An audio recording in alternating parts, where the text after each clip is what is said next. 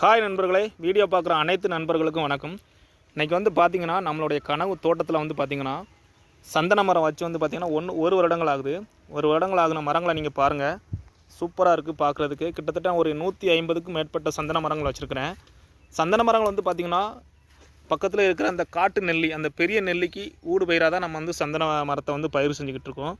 இதை வந்து பார்த்திங்கன்னா கிட்டத்தட்ட ஒரு 25 வருடங்கள் ஆகணும். அப்போனா தான் வந்து பார்த்திங்கன்னா அந்த சந்தனங்கள்லாம் ஃபார்ம் ஆகும். இந்த மாதிரியான சந்தன மரங்கள் வந்து பார்த்திங்கன்னா ஒரு துணை மரம் கண்டிப்பாக வைக்கணும். அதனால் வந்து பார்த்திங்கன்னா ஒரு அகத்தி மரத்தை வந்து பார்த்திங்கன்னா சந்தன மரத்துக்கு துணை மரமாக நம்ம செலக்ட் பண்ணி வச்சுருக்கிறேன். அதுக்கப்புறம் பார்த்திங்கன்னா நம்ம வந்து தென்னை மரம் வச்சுருக்கிறோம். தென்னை மரத்துக்கு ஊடு பயிராகவும் வந்து பார்த்திங்கன்னா சந்தன மரத்தை நம்ம செலக்ட் பண்ணி வச்சுருக்கிறேன். சந்தன மரங்கள் பார்த்திங்கன்னா கிட்டத்தட்ட நல்லா சூப்பராகவே நல்லா க்ரோத் நல்லா சூப்பராக வளர்ந்துருக்குது. இந்த மரங்களில் வெயிலில் வைக்கிறதோட வந்து பார்த்திங்கன்னா நிழலில் வரக்கூடிய ஒரு மரம். நிழலில் வச்சா பார்த்திங்கன்னா அதிகமாக நம்ம வந்து வருமானம் பார்க்கலாம். வீடியோ பிடிச்சிருந்தால் லைக் பண்ணுங்கள். மறக்காமல் நம்ம சேனலை